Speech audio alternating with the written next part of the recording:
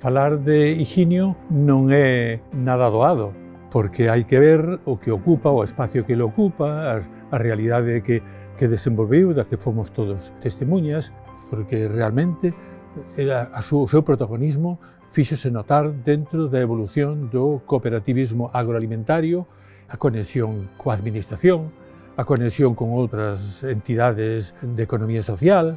El tiña un recoñecemento importante, facíase notar, era moi apreciado dentro do cooperativismo agroalimentario nacional, tamén a nivel europeo. Era escoitado Higinio con moita atención en todo canto dicía, en canto aportaba el, que sempre o facía en todas esas macro reunións. Sí, a verdade é que é complicado condensar en segundos unha trayectoria profesional completa, non? Podríamos destacar a súa entrega ao cooperativismo, a súa visión estratégica clara, que lle permitía tamén facer propostas de proxectos pioneiros e proxectos de intercooperación, proxectos de integración cooperativa para conseguir cooperativas máis fortes, o cal non quere decir que non se lle prestara atención ás cooperativas pequenas, pois a todas as cooperativas prestaba atención por igual, e a súa capacidade de escoita e de mediar para conseguir chegar a acordos por consenso.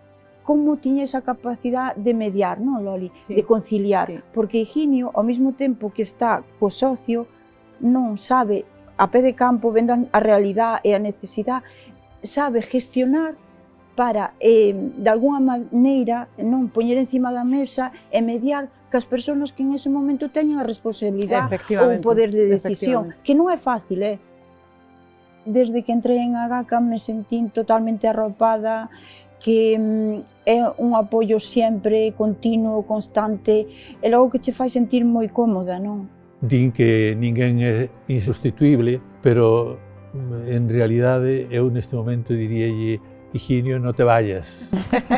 A súa experiencia, o que el aportou e o que ainda pode aportar, pois tamén é importante que nos siga axudando.